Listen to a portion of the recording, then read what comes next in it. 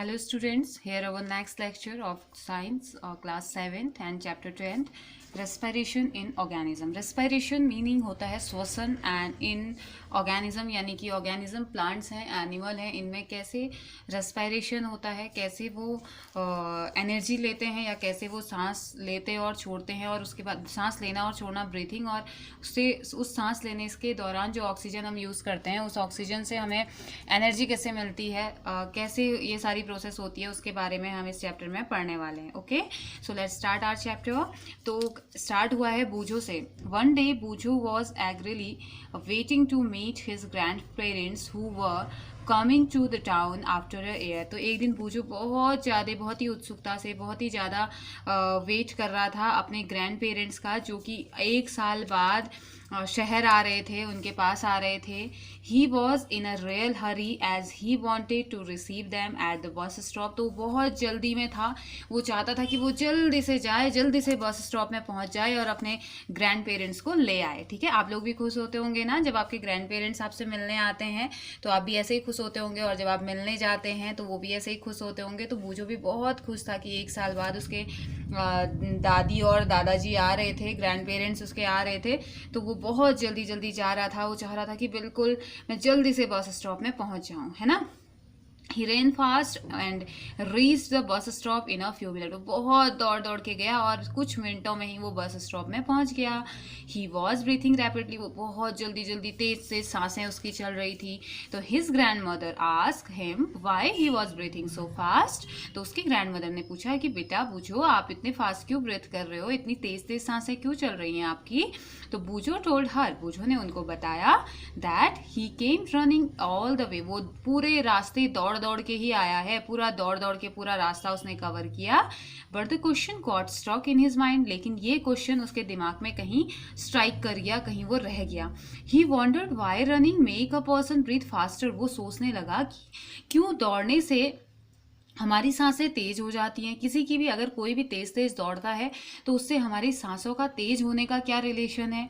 तो the answer to Boojho's question lies in understanding why we breathe. तो जो answer है वो उसमें आएगा कि हम क्यों सांस लेते हैं. हम ये समझना हमारे लिए ज़रूरी होगा. जब हम बूझो के क्वेश्चन का आंसर देने से पहले, या बूझो का क्वेश्चन का आंसर हमें तब आएगा, या बूझो को क्वेश्चन का आंसर तब आएगा जब ये समझा जाएगा कि हम सांस क्यों लेते हैं. वाई वी ब्रीथ, हमें सांस लेने की हम क्यों लेते हैं, क्यों हमें ज़रूरत है. Breathing is a part of respiration. Breathing respiration नहीं है. देखो बहुत बार ऐसा होता है ना कि बच्चे रेस्पिरेशन और ब्रीथिंग को एक ही चीज़ समझते हैं, जबकि ब्रीथिंग अलग है और रेस्पिरेशन अलग है. रेस्पिरेशन का एक पार्ट है, सांस लेना रेस्पिरेशन का एक पार्ट होता है.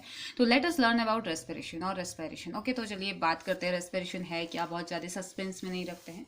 तो वाई डू वी रेस्पायर, हम रेस्पायर क्यों करते हैं, क्या ज़रूरत है रेस्पिरेशन की. तो चलिए जानते हैं. इन चैप्टर 2 सेकंड चैप्टर में you learn that all organisms are made of small microscopic units called cell. तो चैप्टर 2 में आप पढ़ के आ चुके हैं, जितने भी ऑर्गेनिजम्स होते हैं वो छोटे छोटे माइक्रोस्कोपिक यूनिट से मिलकर बने हुए रहते हैं, जिनको कि हम सेल्स बोलते हैं. सेल्स यानी कि कोशिका, छोटी छोटी माइक्रोस्कोपिक यूनिट होती है. मीन्स कि हम उनको माइक्रोस्कोप की हेल्प से ही देख सकते हैं, उन्हें सेल कहते हैं.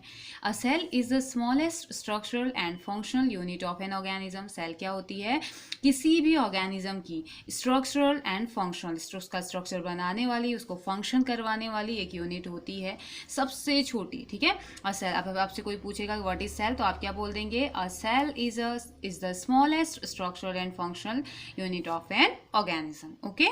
Each cell of an organism performs certain functions such as nutrition, transport, excretion and reproduction. हर एक सेल, किसी भी ऑर्गेनिज्म की बॉडी में प्रेजेंट जो हर एक सेल होता है वो कुछ ना कुछ फंक्शन करते रहता है. जैसे कि कुछ सेल्स होती है जो कि न्यूट्रिशन में हेल्प करती हैं, कुछ सेल्स होती हैं जो कि ट्रांसपोर्ट में हेल्प करती. अच्छा, न्यूट्रिशन जैसे कि खाने से रिलेटेड, डाइजेशन से रिलेटेड फंक्शन में हेल्प करती है. ट्रांसपोर्ट जैसे कि ऑक्सीजन का ट्रांसपोर्ट करना है या मिनरल्स का ट्रांसपोर्ट करना है. एक्सक्रीशन बॉडी से वेस्ट प्रोडक्ट को बाहर निकालना है. एंड रिप्रोडक्शन अपने जैसे यंग वन का प्रोडक्शन करना. तो ये जो सारी प्रोसेसेस होती हैं ये कहीं ना कहीं सेल पे डिपेंड होती हैं. वो अलग अलग टाइप की सेल्स हो सकती हैं, लेकिन सेल पे ये डिपेंड होती है, सेल ही इनकी बेसिक फंक्शनल यूनिट होती है। टू परफॉर्म दीज फंक्शंस, इन फंक्शंस को करने के लिए द सेल नीड्स एनर्जी। अब सेल को ज़रूरत होती है कि उसको एनर्जी मिले, क्योंकि अगर सेल को एनर्जी ही नहीं मिलेगी तो वो फंक्शन कैसे करेगा। ठीक वैसे ही जैसे हमें एनर्जी नहीं होती तो हम लिख भी नहीं पाते, हम पढ़ भी नहीं पाते हैं, खेलने में भी मन नहीं होता, उठ ही नहीं पाते, बस सोए सोए रहने का मन होता है ना जब एनर्जी नहीं होती है। तो वो एनर्जी हमें तो नहीं होती है, साथ ही साथ हमारे सेल्स के पास भी नहीं होती है। हमारे सेल को एनर्जी नहीं होती तो हमें फील होता है कि हमें एनर्जी नहीं है। क्यों? क्योंकि हम सेल से ही तो बने हैं ना बेटा, सेल से ही तो मिलके बने हुए हैं। तो अगर हमारी आउटर बॉडी काम नहीं कर रही है, इट मीन्स इंटरनल में भी कोई प्रॉब्लम हो रही होगी। तो इसीलिए कभी भी किसी भी सेल को काम करने के लिए एनर्जी की रिक्वायरमेंट होती है। और वो एनर्जी कहाँ से मिलेगी? तो but where does this energy come from? कहाँ से आएगी बेटा ये energy? Can you say why your parents insist that you should eat regularly? तो आप बता सकते हो कि आपके पेरेंट्स क्यों आपको इंसिस्ट करते हैं कि रेगुलरली टाइम टू टाइम खाना खाया करो? The food had stored energy, क्योंकि फूड के पास क्या होती है? एनर्जी होती है। जो भी खाना हम खाते हैं वो एनर्जी का भंडार होता है, ठीक है। Which is release during respiration, जो खाना हमने खाया उसने हमारी बॉडी में एनर्जी स्टोर करी, और जब भी हमें ज़रूरत होती है, रेस्पिरेशन की जब ज़रूरत होती है उस टाइम पे एनर्जी रिलीज हो जाती है और हमारी बॉडी के हर एक पार्ट्स को दे दी जाती है। Therefore all living organisms respire to get energy from food. तो इसी वजह से ऐसे ही जितने भी लिविंग ऑर्गेनिज्म हैं वो रेस्पिरेशन करते हैं। इसीलिए जितने भी लिविंग ऑर्गेनिज्म हैं वो सभी के सभी रेस्पिरेशन करते हैं ताकि उन्हें एनर्जी मिले, जो खाना उन्होंने खाया है वहाँ से उन्हें एनर्जी मिले, ठीक है। तो हम कह सकते हैं रेस्पिरेशन एक तरीका है एनर्जी को गेन करने का, ओके। ड्यूरिंग ब्रीथिंग, सांस लेते टाइम क्या होता है? वी ब्रीथ इन एयर, हम हवा में सांस लेते हैं। You know that air contains oxygen, आपको पता है ना हमारे एयर में क्या होती है? ऑक्सीजन होती है। We breathe out air which is rich in carbon dioxide, तो हम वो हवा अंदर लेते हैं जिसमें ऑक्सीजन होती है। और जब सांस लेते हैं, सांस लीजिए, लीना बेटा, अंदर को जब आपने सांस ली तो तब कौन सी गैस गई हमारी बॉडी में? ऑक्सीजन। अब सांस जब आप छोड़ेंगे तो उस टाइम पे कौन सी गैस निकलती है? उसमें क्या होता है? Carbon dioxide, okay. तो उसमें कार्बन डाइऑक्साइड होता है। The air we breathe in is transported to all parts of the body and ultimately to each cell. तो जो भी सांस, जो ऑक्सीजन हम लेते हैं, जो हवा हम सांस लेते हुए अंदर लेते हैं, ये ट्रांसपोर्ट हो जाती है सारे पार्ट्स में, बॉडी के हर एक पार्ट तक ये पहुंचती है और अल्टीमेटली कहाँ पहुंच जाती है? हर एक पार्ट तक पहुंचेगी तो उस पार्ट में प्रेजेंट हर एक सेल तक पहुंचेगी, है ना। इन द सेल्स, सेल्स में क्या होता है? Oxygen in the air help in the break down of food. Cell, अब जब सेल में ये ऑक्सीजन पहुंच जाएगी तो जो ये ऑक्सीजन होती है ये फूड के मॉलिक्यूल को तोड़ने का काम करती है। यानी कि जो ऑक्सीजन एयर में प्रेजेंट होती है, जब इसको अंदर हम लेते हैं तो ये फूड के मॉलिक्यूल, क्योंकि फूड के मॉलिक्यूल में बहुत सारी चीज़ें होती है, तो ये क्या करता है? जो कॉम्प्लेक्स मॉलिक्यूल होते हैं ना उनको सिंपलर वन में तोड़ने का काम करता है। तो अब इससे क्या होता है? The process of break down of food in the cell with the release of energy, ये क्या करेगा? ये एनर्जी को रिलीज करेगा। जैसे ही फूड के पार्टिकल टूटेंगे तो एनर्जी रिलीज करेगा। तो एक ऐसी प्रोसेस जिसमें फूड का ब्रेक डाउन होता है, फूड के मॉलिक्यूल टूटते हैं सेल में, जिससे कि एनर्जी रिलीज होती है, उसे क्या कहा जाता है? Cellular respiration. क्यों? क्योंकि सेल में ये प्रोसेस हो रही है ना। तो सेल में होने वाली इस प्रोसेस को सेलुलर रेस्पिरेशन कह दिया जाता है। Cellular respiration takes place in the cells of the organism. तो ये कहाँ होता है? नाम से ही पता चल रहा है। तो किसी भी ऑर्गेनिज्म के सेल में ये प्रोसेस होती है, रेस्पिरेशन होता है, और इसीलिए इसे क्या कहा जाता है? Cellular respiration. In the cell, अगर आप सेल की बात करते हो, द फूड यानी कि जो अब किस में कन्वर्ट हो चुका है डाइजेशन के बाद? ग्लूकोज में। Is broken down into carbon dioxide, ये किस किस में टूटता है? कार्बन डाइऑक्साइड में, वाटर में, एंड यूजिंग ऑक्सीजन। तो ये कार्बन डाइऑक्साइड और वाटर में टूट जाता है जब भी ऑक्सीजन इसमें पहुंचती है। तो अब देखो, आप सोचते होगे ना कि ऑक्सीजन तो हम ले रहे हैं तो हमारी बॉडी में कार्बन डाइऑक्साइड कहाँ से बन रही है? कभी सोचा आपने बेटा? तो हमारी बॉडी में जो कार्बन डाइऑक्साइड है ना, जो खाना हमने खाया था, जो ग्लूकोज के फॉर्म में कन्वर्ट हो गया था, वही ग्लूकोज आप टूट जाता है और कार्बन डाइऑक्साइड और वाटर का मॉलिक्यूल ये बनाता है और एनर्जी को रिलीज करता है, ठीक है। फिर जो ये कार्बन डाइऑक्साइड बनी है वो क्या होती है? बॉडी से बाहर हो जाती है, ओके।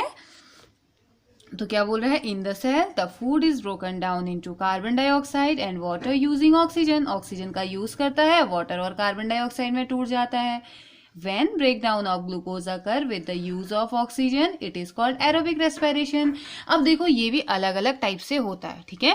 तो कुछ ऑर्गेनिज्म तो ऐसे होते हैं जिनको फूड के मॉलिक्यूल को यानी कि ग्लूकोज को तोड़ने के लिए ऑक्सीजन की रिक्वायरमेंट होती है, तो उन्हें हम क्या बोल देते हैं, एरोबिक रेस्पिरेशन। उस टाइप के रेस्पिरेशन को एरोबिक रेस्पिरेशन, यानी कि एक ऐसा रेस्पिरेशन जिसमें ऑक्सीजन की रिक्वायरमेंट होती है, ठीक है। सीधे सीधे अगर हम समझें तो एक टाइप का रेस्पिरेशन जिसमें कि ऑक्सीजन की रिक्वायरमेंट होती है ऑर्गेनिज्म को, उसे क्या कह देते हैं बेटा, aerobic respiration. Okay, food can also be broken down without using oxygen. लेकिन इंटरेस्टिंग चीज पता है क्या, कि हमेशा ऑक्सीजन की रिक्वायरमेंट नहीं होती है, कभी कभी या कुछ ऑर्गेनिजम्स ऐसे होते हैं जिनको फूड के ब्रेकडाउन के लिए ऑक्सीजन की रिक्वायरमेंट नहीं होती है, तो इस टाइप के रेस्पिरेशन को अनएरोबिक रेस्पिरेशन कह दिया जाता है।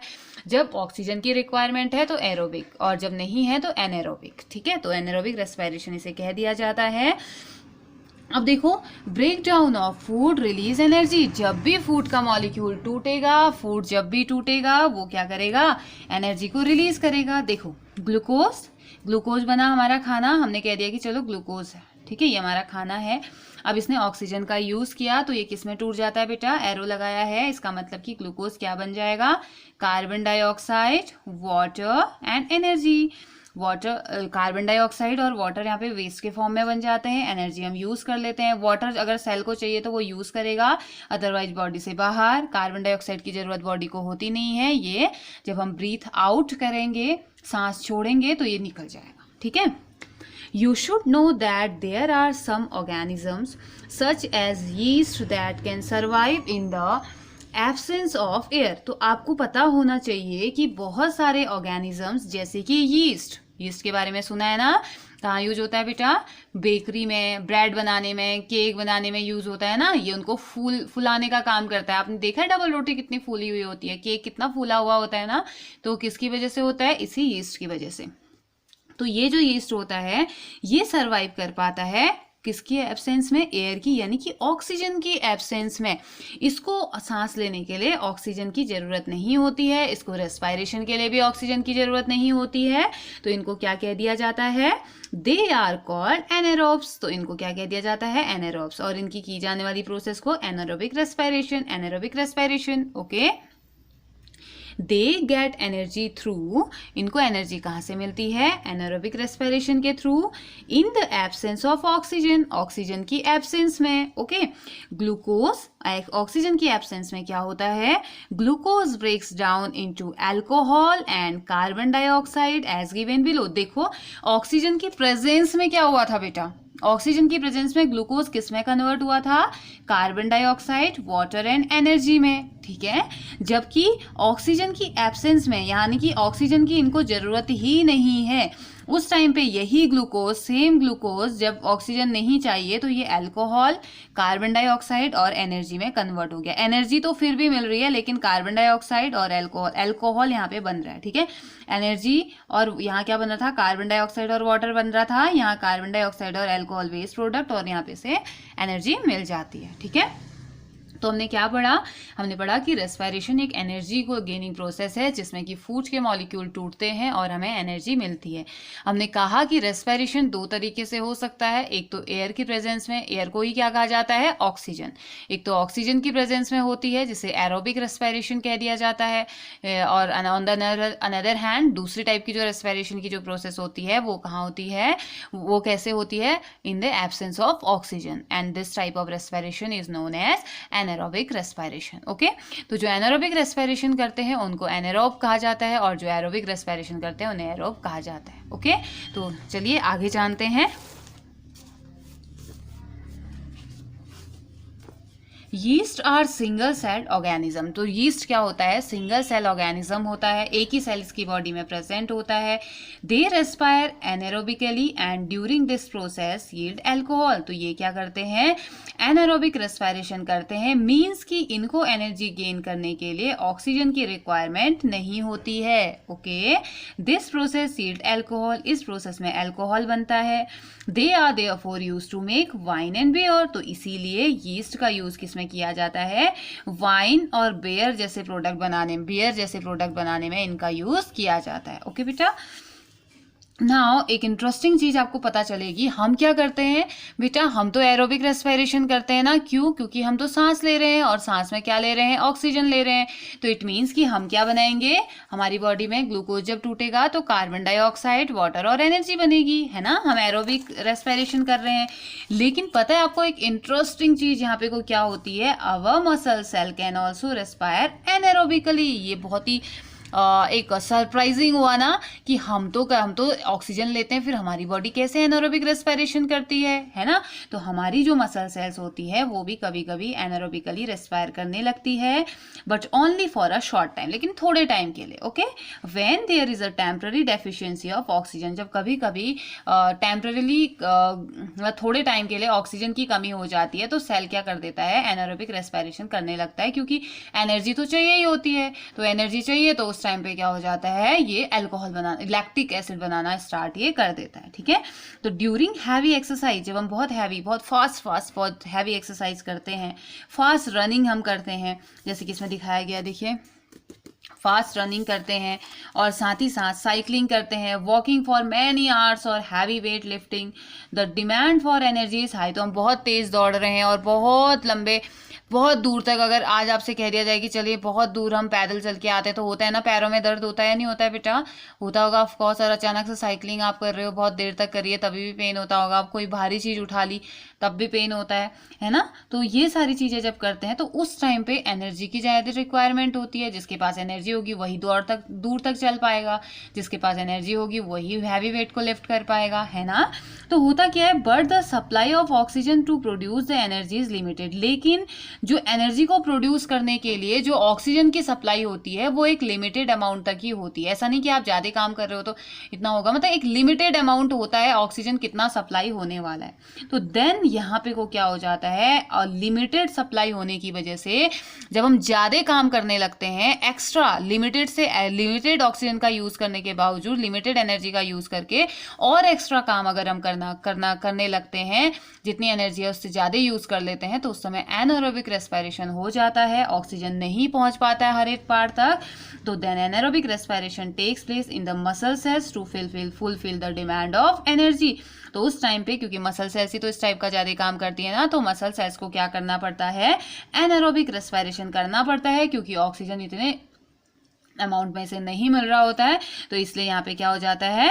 Glucose in muscles in the absence of oxygen lactic acid के साथ एनर्जी ये बना देता है, जिससे कि हमारे पैरों में या हमारे मसल्स में पेन होने लगता है। ठीक है, फिर 1-2 दिन बाद वो खुद ही ठीक हो जाता है ना, क्योंकि धीरे धीरे ऑक्सीजन की जो सप्लाई है वो वापस नॉर्मल होने लगती है, एनर्जी जो है वो मिलने लगती है वापस से। अगर आप छोड़ देते हो या लगातार करते रहते हो तो फिर उसके बाद वो ठीक हो जाता है। ठीक है, नहीं प्रॉब्लम होती उतनी। तो have you ever wonder why you get muscle cramp after heavy exercise? तो कभी आपने सोचा है कि बहुत हैवी एक्सरसाइज करने के बाद मसल्स क्रैम्प क्यों हो जाते हैं? मसल क्रैम्प मीन्स बहुत पेन होने लगता है मसल्स में। The cramp occur when muscle cell respire anaerobically. तो ये क्रैम्प तभी होता है, ये पेन तभी होता है जब मसल सेल्स ने ऑक्सीजन की एब्सेंस में रेस्पिरेशन कर दिया हो, यानी कि एनारोबिक रेस्पिरेशन उन्होंने कर दिया गया हो। तो the partial breakdown of glucose, यहाँ पे अब देखो एरोबिक में तो पूरी तरीके से ग्लूकोज का मॉलिक्यूल टूट जाता है, ठीक है, जबकि एनारोबिक में ऑक्सीजन की एब्सेंस में पूरी तरीके से नहीं टूट पाता है। तो the partial breakdown of glucose produce lactic acid. तो थोड़ा बहुत टूटा हुआ जो ग्लूकोज का मॉलिक्यूल होता है वो लैक्टिक एसिड नाम का एक सब्सटेंस, एक केमिकल हमारी बॉडी में बना देता है। ठीक है, तो the accumulation of lactic acid causes muscles cramp. तो ये जो भर जाता है, जो लैक्टिक एसिड हमारे मसल्स में चले जाता है, तो ये बहुत पेन, क्रैम्प्स मीन्स दर्द, पेन कॉज करने ये लगता है, ठीक है। We get relief from cramps after a hot water bath और अ मसाज, ठीक है। तो अगर हम मसाज करेंगे या एक हॉट वाटर बाथ अगर हम लेते हैं तो उससे हमें रिलीफ मिलता है, हमें थोड़ा अच्छा फील होता है। अगर आपके पैरों में क्रैम्प है तो गुनगुने पानी में थोड़ा सा नमक डाल के आप ये ट्राई कर सकते हो, तो काफ़ी अच्छा फील होगा, आपके क्रैम्प्स ठीक हो जाएंगे, आपका पेन ठीक हो जाएगा। Can you guess why it is so? आप क्या गेस कर सकते हो ऐसा क्यों होता होगा? हॉट बाथ से ऐसा क्या होता होगा, या मसाज करने से क्या होता होगा, कैसे क्रैम्प ठीक हो जाता होगा? तो हॉट वाटर बाथ और massage improve circulation of blood. जब भी आप मसाज करोगे, आप मालिश करके देखिए, आप मसाज करोगे तो क्या होगा, ऊपर नीचे सर्कुलेशन होगा ना, तो यहाँ पे ब्लड सर्कुलेशन बढ़ेगा। अब आप सोचेंगे कि ब्लड सर्कुलेशन से क्या होगा? ब्लड सर्कुलेशन मीन्स ब्लड एक बॉडी पार्ट से दूसरे बॉडी पार्ट में जाता है, लेकिन अकेले थोड़ी जाता है, ऑक्सीजन को लेके जाता है ना। ऑक्सीजन होते हैं, मिनरल्स होते हैं, न्यूट्रिशन होते हैं, तो ऑक्सीजन साथ में मिल गया, तो अब ऑक्सीजन उस जगह पे भी पहुंच जाएगा जहाँ पे को लैक्टिक एसिड बन रहा था एनारोबिक रेस्पिरेशन की वजह से। तो वहाँ पे पहुंचने के बाद क्या हो जाएगा, जब ऑक्सीजन पहुंच गया तो नॉर्मल अमाउंट में एनर्जी बनेगी और प्रॉपर हो जाएगा सारा काम। तो इसकी वजह से ऑक्सीजन की सप्लाई इंक्रीज हो जाएगी। As a result the supply of oxygen to the muscle cell increases. The increase in the supply of oxygen, और जो नंबर सप्लाई ऑक्सीजन का सप्लाई का जो बढ़ गया है, ऑक्सीजन की सप्लाई बढ़ने की वजह से results in the complete breakdown of lactic acid into carbon dioxide and water. तो जब ऑक्सीजन का अमाउंट बढ़ जाएगा तो यहाँ पे अब लैक्टिक एसिड भी टूट जाएगा, जो आधा ही टूटा था ना, ग्लूकोज लैक्टिक एसिड में कन्वर्ट हुआ था, अब ये पूरी तरीके से टूट जाएगा, कार्बन डाइऑक्साइड और वाटर को बना देगा। तो इससे हमारे पैरों का जो पेन है या हमारी मसल्स का जो पेन है वो ठीक हो जाता है। ओके, आया ना समझ में? कितना इंटरेस्टिंग है ना। हमने पढ़ा एरोबिक रेस्पिरेशन, एनारोबिक रेस्पिरेशन, लेकिन हमने एक इंटरेस्टिंग चीज पढ़ी कि हमारी मसल्स में भी एनारोबिक रेस्पिरेशन हो जाता है कभी कभी, जब टेम्पररी शॉर्टेज हो जाता है ऑक्सीजन का, ठीक है। उसके बाद दूसरा जो टर्म हमारा आता है ब्रीथिंग। तो अब हम बात करते हैं ब्रीथिंग की। तो बोल रहे हैं कि डू दिस एक्टिविटी दे रखी है, और do this activity under the supervision of your teacher या किसी एल्डर, घर में है तो एल्डर की प्रेजेंस में आप कर सकते हो, अगर करने लायक है तो। चलिए देखते हैं। Close your nostril and mouth tightly and look at a watch. तो अपने नाक और मुंह को थोड़ा बंद कर लीजिए, और बेटा ये आप तभी करेंगे जब आपके एल्डर आपके पास प्रेजेंट है, आपके मदर या फादर आपके साथ हैं, तब आप ये एक्टिविटी करोगे, ओके। अदरवाइज हम स्कूल में करेंगे। क्लोज योर नोस्ट्रिल्स एंड, आप अपने नाक और मुंह को बंद करिए और वॉच की तरफ देखिए, घड़ी की तरफ देखिए। What did you feel after some time? थोड़ी देर तो ठीक है, उसके बाद आप क्या फील कर रहे हो? How long were you able to keep both of them close? कितने टाइम तक आप दोनों को बंद करके रख पाए? तो note down the time for which you could hold your breath. तो नोट कीजिए उतना टाइम, अगर 10 सेकेंड है, 20 सेकेंड है, 30 सेकेंड है, 1 मिनट है, जितना भी है, आप क्या कीजिए उस टाइम को नोट कर लीजिए कि कितने टाइम तक आपने अपनी सांस रोक पाए। ओके, एक्टिविटी जैसे फिगर 10.2 में इस बच्ची ने किया हुआ है, ठीक है, मुंह और नाक दोनों बंद किए हुए। Okay,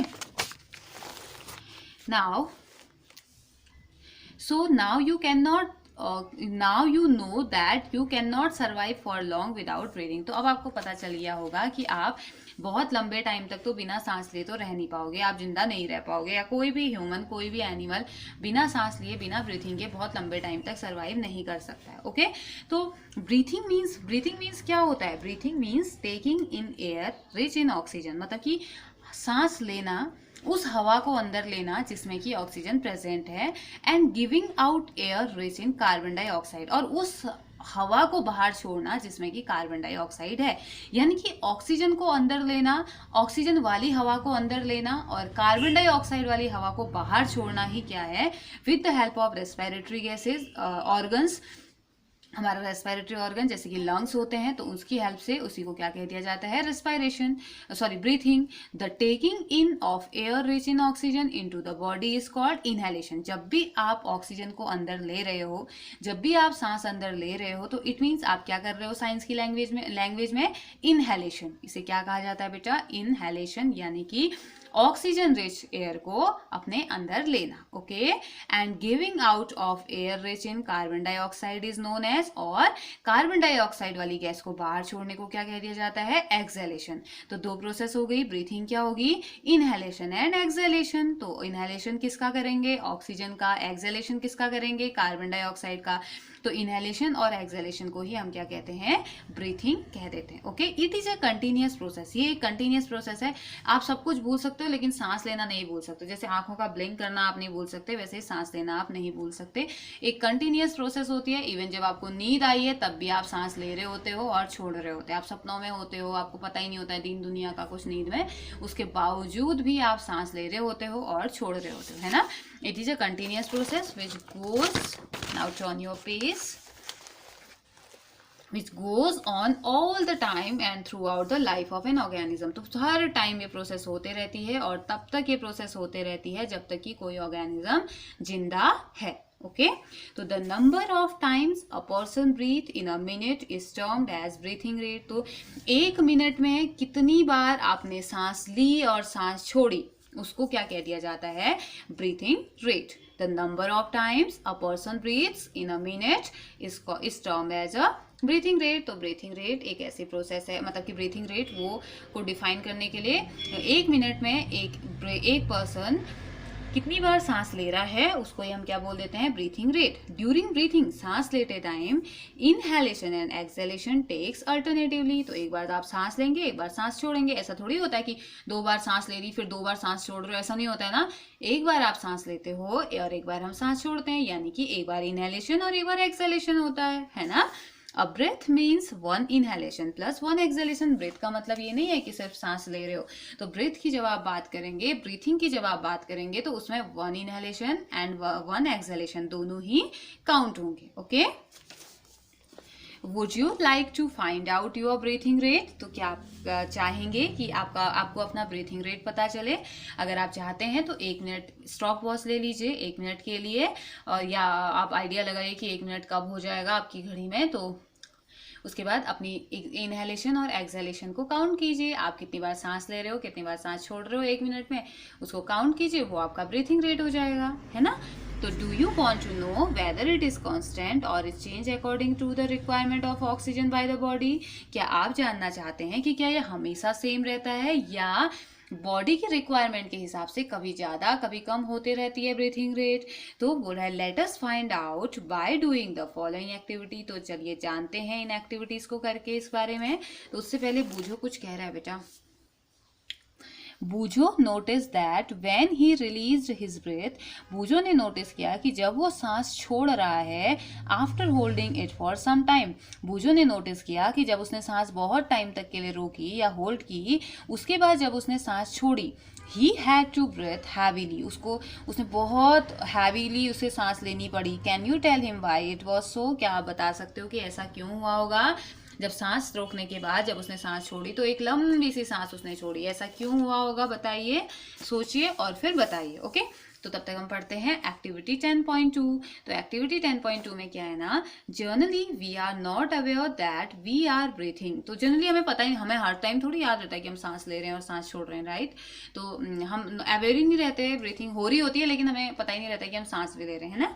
however if you try you can count your rate of breathing. जब आप ट्राई करेंगे, अपने काउंट करने की कोशिश करेंगे ब्रीथिंग रेट को, breathe in and out normally. जब भी आपको चाहिए कि आप अपनी ब्रीथिंग रेट को काउंट कर रहे हो या ब्रीथिंग रेट का पता लगा रहे हो, तो एक नॉर्मल प्रोसेस में, मतलब कि आराम से बैठिए, बहुत हैवी, बहुत जोर से और बहुत लंबी लंबी सांसें लेने की जरूरत नहीं है। मतलब नॉर्मली जैसे आप सांस लेते हैं ना, वैसे आप सांस लीजिए, ठीक है। सांस लीजिए और सांस छोड़िए, फिर उसको क्या कीजिए, काउंट कीजिए। ओके बेटा, breathe in and breathe out normally, find out how many times you breathe in and breathe out in a minute. तो काउंट कीजिए, तो 1 मिनट में आपने कितनी बार ब्रीथ इन किया, कितनी बार सांस अंदर ली और कितनी बार सांस छोड़ी। Did you inhale the same number of time as you exhaled? तो क्या 1 मिनट के अंदर जितनी बार आपने सांस छोड़ी या जितनी बार आपने सांस ली उतनी ही बार आपने सांस छोड़ी भी थी? Now count your breathing rate. अब उसके बाद जितना भी जो भी आया तो आप ब्रीथिंग रेट को काउंट कीजिए। कैसे? Number of breath per minute. तो अगर आप 10 बार सांस ली आपने 1 मिनट में, 20 बार सांस ली, 16 बार ली, 30 बार ली, कितनी बार ली? सांस ली मतलब सांस लेना और छोड़ना, दोनों ही चीज कितने बार करी, तो वो आपका ब्रीथिंग रेट हो जाएगा। After brisk walk and after running, उसके बाद आपने क्या करना है, एक बार तो नॉर्मली आपने ले लिया, उसके बाद आपने क्या करना है, एक वॉक या रनिंग के बाद आपने क्या करना है, अपनी ब्रीथिंग को रिकॉर्ड कीजिए, मतलब अपना सांस लेना और छोड़ने को आप रिकॉर्ड कीजिए as soon as you finish and also after complete rest. तब जब आप पूरी तरीके से फिनिश कर ले रहे हैं उस एक्टिविटी को या जो भी रेस्ट कर रहे हो, तो रेस्ट करने से पहले जल्दी जल्दी आप उसे, जितनी जल्दी आपकी सांसें चल रही हैं उस हिसाब से आप उसे काउंट कर लीजिए। Tablet your finding and compare your breathing rate under different conditions with those of your classmate. तो उसके बाद इसको टेबल में नोट कीजिए, टेबल के फॉर्म में बनाइए कि जब आप रेस्ट में थे तो तब ब्रीथिंग रेट कितना आया था, जब आप दौड़ रहे थे तो तब कितना आया था, जब आप नॉर्मली वॉक कर रहे थे तो उस समय कितना आया था, और उसके बाद कंपेयर कीजिए अपने क्लासमेट्स के साथ अपने ब्रीथिंग रेट को। ओके, तो from the above activity you must have realise that whenever a person need extra energy. तो इस एक्टिविटी को करने के बाद अब आपको पता चल गया होगा कि जब भी किसी भी इंसान को, किसी भी पर्सन को एक्स्ट्रा एनर्जी की जरूरत होती है, ही शी ब्रेथ फास्टर, वो बहुत जल्दी जल्दी ब्रेथ करने लगता है। क्यों? क्योंकि जल्दी जल्दी सांस लेगा तो जल्दी जल्दी सांस लेने के थ्रू उसके अंदर ऑक्सीजन जाएगी और ऑक्सीजन का मॉलिक्यूल जाके ग्लूकोज को जल्दी जल्दी तोड़ेगा और एनर्जी बनाएगा, है ना। इसीलिए बूझो जब दौड़ दौड़ के जा रहा था तो बहुत लंबी लंबी सांसें उसकी चल रही थी, क्योंकि एनर्जी कम हो गई थी, तो शरीर को चाहिए था, बॉडी को चाहिए था एनर्जी हो, तो ऑक्सीजन गया, ऑक्सीजन ने ग्लूकोज को तोड़ा और जल्दी से एनर्जी बना दी। ठीक है, थोड़े टाइम बाद नॉर्मल हो जाते हैं ना। तो as a result more oxygen is supply to our cell, जिसकी वजह से ज़्यादा अमाउंट में जो ऑक्सीजन है वो सप्लाई हो जाता है हमारे सेल्स में। It speed up the break down of food and more energy is release. तो ये क्या करता है, ये जल्दी से स्पीड बढ़ा देता है किसकी, फूड के मॉलिक्यूल की को तोड़ने की, और एनर्जी को रिलीज कर देता है। Does this explain why do we feel hungry after a physical activity. तो क्या ये एक्सप्लेन कर पा रहा है, क्या आप बता पा रहे हो इसको कि हम फिजिकल बहुत तेज, मतलब जब हम बहुत दूर से चल के आए हैं, दौड़ के आए हैं, या बहुत हैवी फिजिकल एक्टिविटी हमने करी है तो हमें भूख क्यों लग जाती है, क्या ये इसको एक्सप्लेन कर रहा है? ऑफ कोर्स, क्योंकि जो आपने खाना खाया था वो तो एनर्जी में कन्वर्ट हो गया। इतनी एक्टिविटी हमने करी, इतना पसीना हमने बहाया, मतलब इतना दौड़ के हम गए, तो अब क्या होगा, खाने को और हमारी बॉडी को और एनर्जी की जरूरत होगी। वो एनर्जी कहाँ से मिलेगी? फूड से। तो इसलिए जल्दी से सेल हमें इंडिकेट करती है कि आप खाओ, इसीलिए हमें भूख लग जाती है ना। When you feel drowsy, does your breathing rate slow down? जब आप ड्रॉसी फील करते हो तो क्या आपका उस टाइम पे ब्रीथिंग रेट स्लो हो जाता है? Does your body receive sufficient oxygen? क्या उस टाइम पे आपकी बॉडी सफिशिएंट ऑक्सीजन रिसीव कर रही होती है?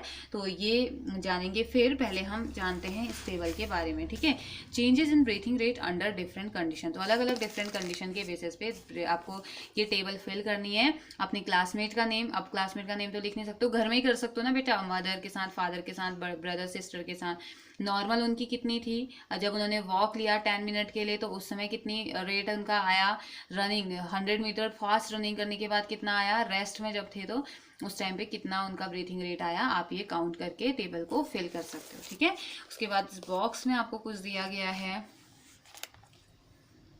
On an average, an adult human being at rest breathe in and out 15 to 18 times in a minute. अगर हम एवरेज की बात करें तो एक एडल्ट ह्यूमन बीइंग जो होता है, एक हेल्दी ह्यूमन बीइंग जो होता है, रेस्ट के टाइम पे वो 1 मिनट में 15 से 18 टाइम क्या करता है, breathe in and breathe out करता है, सांस लेता भी है और सांस छोड़ता भी है 18 बार। ओके, ड्यूरिंग हैवी एक्सरसाइज, लेकिन जब हैवी एक्सरसाइज करते हैं, जब बहुत हैवी एक्सरसाइज कर रहा होता है कोई इंसान, तो the breathing rate can increase up to 25 times.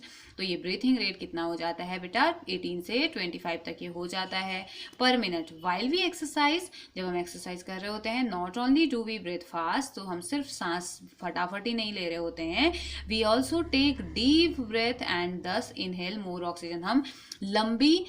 हम गहरी गहरी सांसें ले रहे होते हैं, हम बहुत गहरी और जल्दी जल्दी सांस ले रहे होते हैं, जिससे कि ऑक्सीजन जल्दी जल्दी और ज़्यादा अमाउंट में पहुंच सके हमारी बॉडी में। ओके, तो चलिए जानते हैं एक्टिविटी 10.3।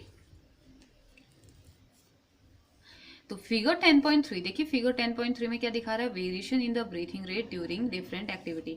अलग अलग एक्टिविटी करते टाइम पे अलग अलग ब्रीथिंग रेट होगा, हमें पता चलेगा। अगर आप सीढ़ी पे चढ़ रहे हो तो अलग ब्रीथिंग रेट आएगा, आप पढ़ रहे हो तो अलग ब्रीथिंग रेट आएगा, आप ये बर्तन कपड़े धो रही हैं ये तो इनका अलग ब्रीथिंग रेट होगा, ये रेस्ट में है तो इनका ब्रीथिंग रेट अलग है, ये चल रहे हैं ब्रीथिंग रेट अलग है, दौड़ रही हैं तो इनका ब्रीथिंग रेट अलग होगा। ओके, तो सबका ब्रीथिंग रेट अलग अलग होगा। तो figure 10.3 shows the various activities carried out by a person during a normal day. तो एक इंसान नॉर्मल डे में कितनी एक्टिविटी कर रहा है उसको ये दिखाया गया है। कैन यू से इन विच एक्टिविटी, क्या आप बता सकते हो कौन सी एक्टिविटी में the rate of breathing will be the slowest and in which it will be the fastest. तो आप क्या आप बता सकते हो इसको देख के कि किसमें सबसे कम ब्रीथिंग रेट होगा और किसमें सबसे फास्ट होगा। ऑफकोर्स जो लेटा है उसका कम होगा और जो दौड़ रहा है उसका सबसे फास्ट ब्रीथिंग रेट होगा, है ना। तो बोल रहे हैं कि क्या आप बता सकते हो फिर क्या मैंने सही कहा, अगर मैंने नहीं कहा तो आपका आंसर बताइए क्या होगा। तो assign number to the picture in the order of increasing rate of breathing according to your experience। तो आपने क्या करना है ना, आपके एक्सपीरियंस के बेसिस पे इंक्रीजिंग ऑर्डर में इसे लेके जाइए, ठीक है। मीन कि सबसे कम ब्रीथिंग रेट किसका है, फिर उससे ज़्यादा किसका है, उससे ज़्यादा किसका है और सबसे ज़्यादा किसका है, इंक्रीजिंग ऑर्डर में इसको लगाइए। ओके, और फिर बताइए। Now next is how do we breathe, हम सांस लेते कैसे हैं। आप ब्रीथिंग तो हमने पढ़ तो लिया, लेकिन मेन क्वेश्चन आता है कि हम सांस ले कैसे पाते हैं, क्या होता है ऐसा हमारी बॉडी में जिससे कि हम सांस ले पाते हैं। Let us now learn about the mechanism of breathing. तो चलिए जानते हैं मैकेनिज्म को, जानते हैं ब्रीथिंग की मैकेनिज्म को, हम जानते हैं क्या ऐसी प्रोसेस होती है। Normally we take in air through our nostrils. Normally होता क्या है कि हम एयर मीन्स बेटा ऑक्सीजन कैसे लेते हैं, हमारे नाक के थ्रू लेते हैं, नोस्ट्रल कहा जाता है ना। When we inhale air, जब हम सांस अंदर ले रहे होते हैं, it passes through our nostrils into the nasal cavity। ये कहाँ जाता है, हमारे नाक से होते हुए हमारे नोजल या नेजल कैविटी तक ये जाता है, अंदर नाक के अंदर चले जाता है। From the nasal cavity the air reaches our lungs. तो यहाँ से होते होते एक पाइप के थ्रू ये क्या हो जाता है, हमारे लंग्स तक ये हवा पहुँच जाती है। थ्रू द विंड पाइप, यहाँ पे एक पाइप होता है जिसे विंड पाइप कह दिया जाता है या इसोफेगस भी इसे कहा जाता है। ओके, होता क्या है, हमने सांस ली, हमारे नाक से अंदर गई, नोस्ट्रल में गई, नोस्ट्रल से नेजल कैविटी में गई, नेजल कैविटी में एक पाइप लाइक स्ट्रक्चर होता है जो कि एयर को लंग्स तक पहुंचाता है, तो उसे क्या कह दिया जाता है, विंड पाइप, जो कि हवा के लिए बना हुआ है। Lungs are present in the chest cavity. अब लंग्स कहाँ प्रेजेंट रहते हैं, हमारे चेस्ट वाले पोर्शन में, चेस्ट कैविटी में प्रेजेंट रहते हैं, जैसे कि फिगर 10.4 में आपको दिखाया गया। ये देखिए बेटा कितना प्यारा डायग्राम आपको दिखाया है। ये हमारे नेजल पैसेज होते हैं, ये ओरल कैविटी है, यहाँ से हवा जाती है और ये यहाँ पहुँच जाती है, ठीक है। तो विंड पाइप में हमारा ट्रैकिया में हमारा पहुँच जाता है और ट्रैकिया में ये पहुँचा और उसके बाद ये हमारे लंग्स हैं, इन लंग्स में पहुंच जाए। ये एक तो खुला हुआ आपको दिखा रखा है, दूसरा लंग आपका क्या है, क्लोज किया हुआ दिखा रखा है, देखो बिल्कुल बंद कर रखा है। इस तरीके से ये वाला भी ऐसे ही प्रोटेक्टेड होता है। ओके, तो ये क्या होता है, विंड पाइप को क्या कहते हैं, सॉरी मैंने इसोफेगस कहा शायद ना, फूड पाइप को इसोफेगस कहा जाता है बेटा। Wind pipe is known as trachea, ठीक है। यहाँ पे ट्रैकिया प्रेजेंट है जो कि विंड पाइप होता है। ये हवा जैसे ही आएगी यहाँ से इसमें एंटर करेगी, यहाँ से लंग्स में भेज देगा। ओके, तो यहाँ इसने इसमें भेज दिया, ठीक है। This chest cavity is surrounded by ribs on the side. तो रिब्स होते हैं, ये देखिए बेटा, ये होता है रिब्स, है ना, ये है रिब्स, इनको बोलते हैं रिब्स, ठीक है। ऐसे इसमें भी होता है, ये ओपन करके दिखा रखा है। तो रिब्स होता है। A large muscular sheet called diaphragm forms the floor of the chest cavity. यहाँ पे डायफ्राम होता है, इस पार्ट को डायफ्राम कहा जाता है। देखिए यहाँ अच्छा डायग्राम है डायफ्राम का, ये डायफ्राम इसे कहा जाता है। तो ये लार्ज पार्ट होता है, मस्कुलर पार्ट होता है, जिसे कि डायफ्राम कहा जाता है। मस्कुलर शीट होती है जो कि चेस्ट के फ्लोर को बनाने का काम करती है, ठीक है। Breathing involve the movement of the diaphragm and the rib cage. तो ब्रीथिंग में क्या होता है, मूवमेंट, जब भी हम सांस ले रहे होते हैं और छोड़ रहे होते हैं तो डायफ्राम और रिब केस दोनों ही मूव कर रहे होते हैं, इनमें भी थोड़ी बहुत मूवमेंट होती है। अब एक बार सांस लीजिए बेटा, आपको और आप सांस लीजिए और अपनी चेस्ट कैविटी पे हाथ रखिए, चेस्ट वाले रीजन पे हाथ रखिए। आपको कुछ फील हुआ ऊपर की तरफ या नीचे की तरफ, हुआ होगा ऑफ कोर्स, है ना। और सांस छोड़िए, आपको फील हुआ कुछ ऊपर और कुछ नीचे गया, ऑफ कोर्स फील हुआ होगा, है ना। तो देखिए ड्यूरिंग इनहेलेशन, इनहेलेशन के अब सांस लिया और छोड़ लिया ना आपने, समझ गए ना मूवमेंट हुआ। तो अब कौन सा मूवमेंट हो रहा है, कौन ऊपर नीचे जा रहा है देखते हैं, ठीक है। ड्यूरिंग इनहेलेशन जब हम सांस अंदर लेते हैं, रिब्स मूव्स अप, रिब्स तो ऊपर की तरफ जाते हैं। आपको ना जब आप हाथ लगाते होगे अपने चेस्ट कैविटी में तो कुछ आपको माला टाइप की, माला इस टाइप का फील हो रहा है। टच कीजिए अपने चेस्ट कैविटी को, टच कीजिए, आपको कुछ इस तरीके की बोन्स टाइप की फील हो रही होंगी, हो रही है ना। तो जब आप सांस अंदर लेते हो तो ये ऊपर की तरफ जा रही होती है, ठीक है, ऊपर की तरफ मूव कर रही होती है। मतलब कि सांस लीजिए दोबारा से, फील हुआ ना कुछ ऊपर की तरफ गया। तो साथ ही साथ ribs moves up and outward, ऊपर की तरफ मूव करती है और ऐसे लगता है कि बाहर की तरफ फूल रही है, ऐसे लगता है ना। फील कीजिए, ये ऊपर ऊपर और ऐसे ऊपर और बाहर की तरफ मूव करती है, कौन, रिब्स, ओके। तो during inhalation ribs moves up and outward and diaphragm moves down, जो आपको नीचे की तरफ जाता हुआ फील हो रहा है वो ये डायफ्राम होता है, डायफ्राम नीचे की तरफ जा रहा होता है ना। तो इनहेलेशन में यही होता है, जब हम सांस ले रहे हैं तो रिब्स ऊपर और बाहर की तरफ जा रही होती हैं और डायफ्राम नीचे की तरफ जा रहा होता है।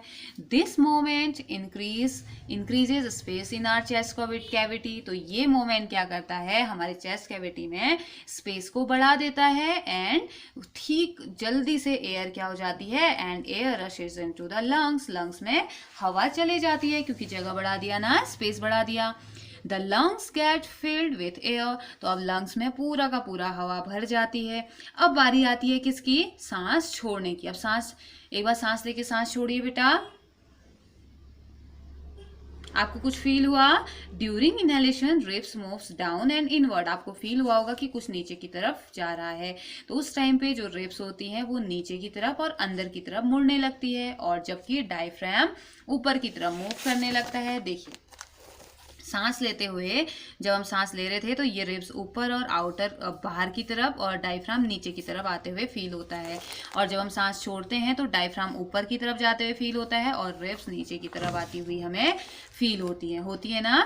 दोबारा से सांस लेके छोड़िए, आपको पता चल जाएगा। तो ribs moves down and inward while diaphragm moves up to the former position, पुरानी पोजीशन पे आ जाता है।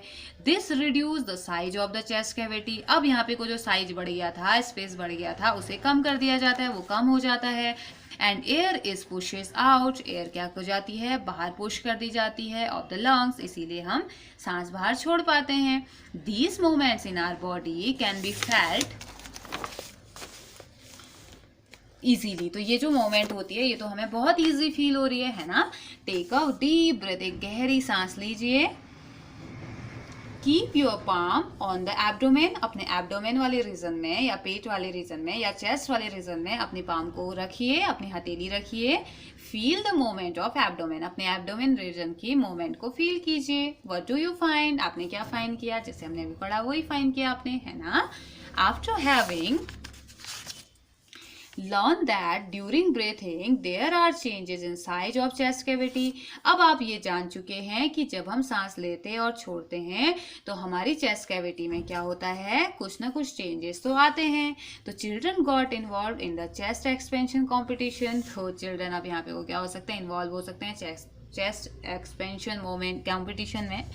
Everyone was boosting that see he could expand it it's the maximum, तो हर कोई एक दूसरे को बूस्ट कर रहा है कि हाँ आप कर सकते हो, आप और मैक्सिमम एक्सपेंड और फैला सकते हो। How about doing this activity in the class with your classmate, कितना मजा आएगा ना जब आप अपने क्लासमेट्स के साथ ये एक्टिविटी करेंगे।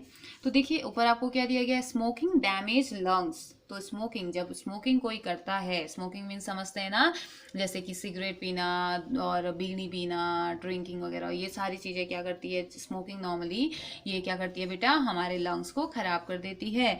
Smoking is also link to cancer, smoking से इवन कैंसर भी हो सकता है, कैंसर भी हो जाता है इससे।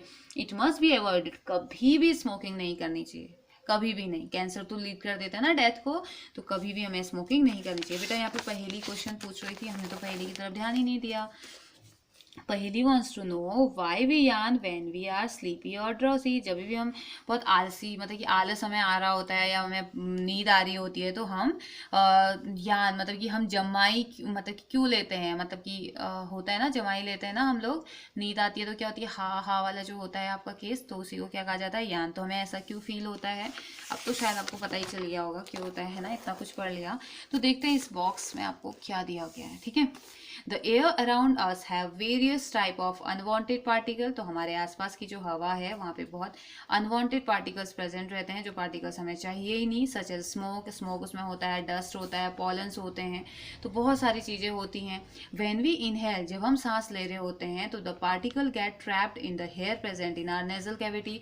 हमारे नाक में हेयर्स प्रेजेंट रहते हैं ना बेटा, छोटे छोटे।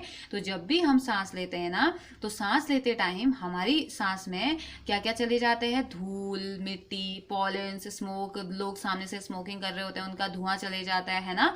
तो जब भी हम सांस लेते हैं, तो ये जितने भी पार्टिकल्स होते हैं ना, ये ट्रैप कर लेते हैं हमारे नोज में प्रेजेंट हेयर, है ना। इसीलिए कहा जाता है कि हमेशा नाक से सांस लीजिए, ना कि मुंह से। However, sometime these particles may get past the hair in the nasal cavity। जब कभी कभी हालांकि ऐसा हो जाता है कभी कभी ये पार्टिकल्स जो होते हैं वो हेयर में प्रेजेंट रहते हैं in the nasal cavity, then they irritate, मतलब अंदर इससे पास हो जाते हैं, किससे, हेयर से अंदर चले जाते हैं, और ये क्या करते हैं, हमारी अंदर की जो कैविटी होती है उसे इरिटेट करने लगते हैं। कभी स्नीजिंग हो जाती है या खुजली लगने लगती है, इचिंग हो जाती है।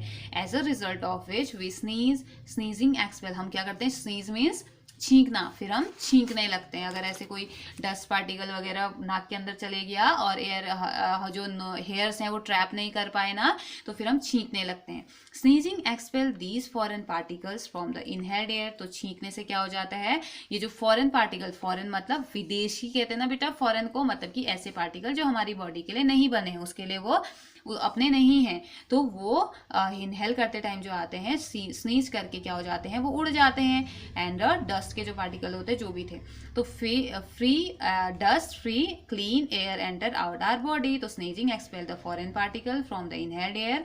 सांस ली हुई हवा में जो फॉरेन पार्टिकल थे वो छींकने की वजह से बाहर निकल जाते हैं, और एक डस्ट फ्री क्लीन एयर हमारी बॉडी के अंदर घुस जाती है, ठीक है, चली जाती है। Take care, when you sneeze, you should cover your nose so that the foreign particles you expel are not inhaled by other person। तो ध्यान दीजिए कि जब भी आप छींक रहे हो, जब भी स्नीजिंग आप कर रहे हो, तो आपको हमेशा अपनी नोज को कवर करना चाहिए, ताकि जो फॉरेन पार्टिकल आपकी स्नीज में निकले वो किसी आपके आसपास खड़े पर्सन के नोज में या बॉडी में ना एंटर कर जाए। ओके, तो आप लोग तो समझदार हो, आप हमेशा हाथ रख के ही नोज को कवर ही करते हो, है ना। तो देखिए एक्टिविटी 10.4 हमें दे रखी है, तो चलिए जानते हैं इसमें क्या कहा गया है। तो टेक अ डीप ब्रेथ, एक गहरी सांस लीजिए। Measure the size of the chest with a measuring tape. तो अपने साइज का, एक गहरी सांस लेने के बाद एक मेजरिंग टेप लीजिए और अपनी चेस्ट का साइज नापिए, ठीक है। ये देखिए कुछ ऐसे गहरी सांस अंदर लीजिए, फिर उसके बाद इसको नाप लें। ओके, घर पे बोलिए कि नाप दें। तो मेजर करना है आपने, and record your observation in table 10.2। Table 10.2 दी हुई है, यहाँ पे आपने क्या करना है, रिकॉर्ड करना है ऑब्जर्वेशन को। Measure the size of the chest again when expanded and indicate with classmate shows the maximum expansion of the chest. फिर एक सांस छोड़िए, फिर आप उसे क्या कीजिए, नोट कीजिए, मेजर कीजिए, फिर ऐसे ही अपने फ्रेंड्स के साथ कीजिए, सांस लेना और छोड़ना, है ना। तो बार बार ये कीजिए, तो कितने बार आप कर पा रहे हो। Maximum expansion of the chest, तो बोल रहा है कि measure the size of the chest again when expanded and indicate which classmate shows the maximum expansion of the chest. उसके बाद देखिए कि किसके चेस्ट का जो मेजरमेंट है वो सबसे ज्यादा आ रहा है, किसने सबसे ज्यादा एक्सपेंड कर पाया, कौन, ठीक है।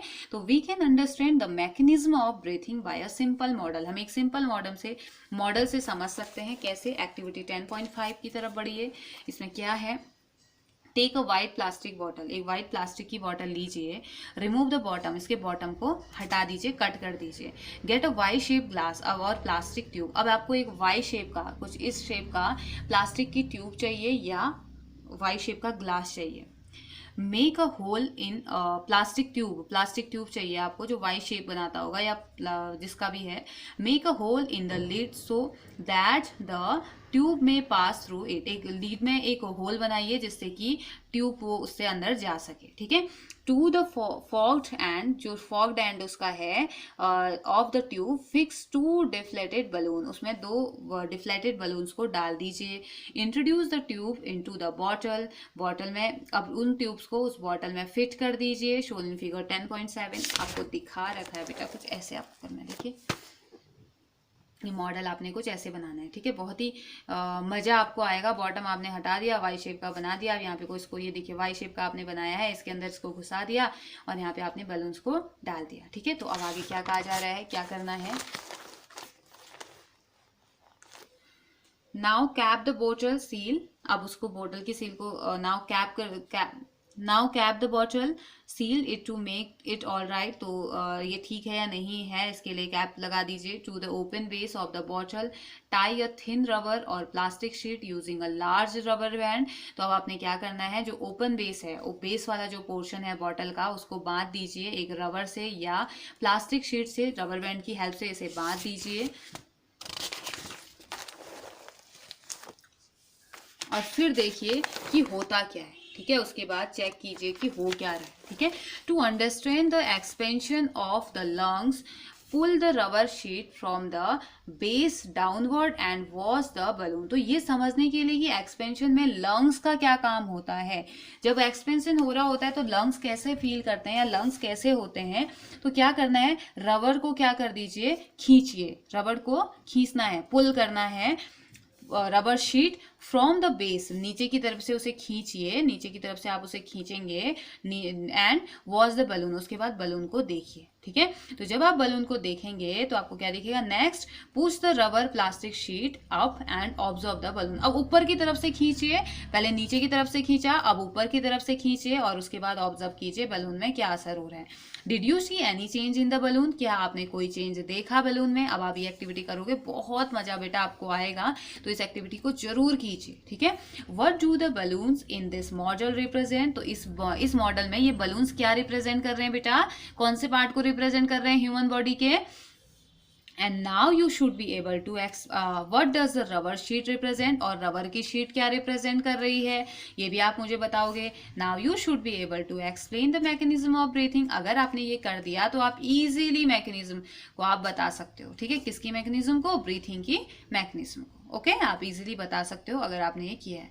Now next is what do we breath out. हम क्या सांस क्या छोड़ते हैं. सांस जब हम छोड़ते हैं तो हम क्या छोड़ते हैं, हमने ये पढ़ना है. ओके. तो take a cylinder, clean test tube और अ ग्लास प्लास्टिक बॉटल. तो आपने क्या करना है, एक सिलेंडर लेना है, एक क्लीन टेस्ट ट्यूब लेनी है और एक ग्लास प्लास्टिक की बॉटल लेनी है. Make a hole in its lid and fix it on the bottle. एक होल बनाइए इसके लिड में और इसको बॉटल के साथ फिक्स कर दीजिए. Pour some freshly prepared lime water बनाइए और water in the test tube में डाल दीजिए. ठीक है. लाइम वाटर बनाइए और टेस्ट ट्यूब में से डाल दीजिए. Insert a plastic straw through the hole in the lid in such a way that it drip in lime water. तो कुछ इस तरीके से प्लास्टिक के स्ट्रॉ को उस होल में डालिए, लिड में, कुछ इस तरीके से कि पानी उसमें ड्रिप करे, मतलब जो लाइम वाटर है वो ड्रिप करके आए. ठीक है. ड्रिप कर जाए. Now blow gently through the straw और फ्यू टाइम. तो अब आपने क्या करना है, उसमें हवा डालिए. थोड़े टाइम के लिए स्ट्रॉ को ब्लो कीजिए. धीरे धीरे धीरे धीरे कीजिए. 10.8. देखिए ये टेस्ट ट्यूब है, ये लाइम वाटर है, ये स्ट्रॉ है. अब इसमें क्या करना है, आपने ब्लो करवाना है. ठीक है. फूक मारनी है. ठीक है. तो नाउ फिर क्या बोला, is there a change in the appearance of lime water. क्या आपको इस लाइम वाटर के अपीयरेंस में कोई चेंज नजर आएगा. तो बोल रहा है is there any change in the appearance of lime water. Can you explain this change on the basis of what you learn in chapter 6. तो क्या आप इसको एक्सप्लेन कर सकते हो, चैप्टर 6 में आपने जो सीखा था. क्या आप बता सकते हो कि आपने चैप्टर 6 में क्या सीखा था बेटा. बहुत ही, इसके लिए तो आपने बहुत एक्सपेरिमेंट किया, मतलब कि बहुत ही अच्छे से ये चैप्टर हमने पढ़ा था कि इसका कलर कुछ चेंज हो जाता है, मिल्की वाइट हो जाता है. पढ़ा था या नहीं पढ़ा था, कौन सी गैस की वजह से होता है, पढ़ा था ना.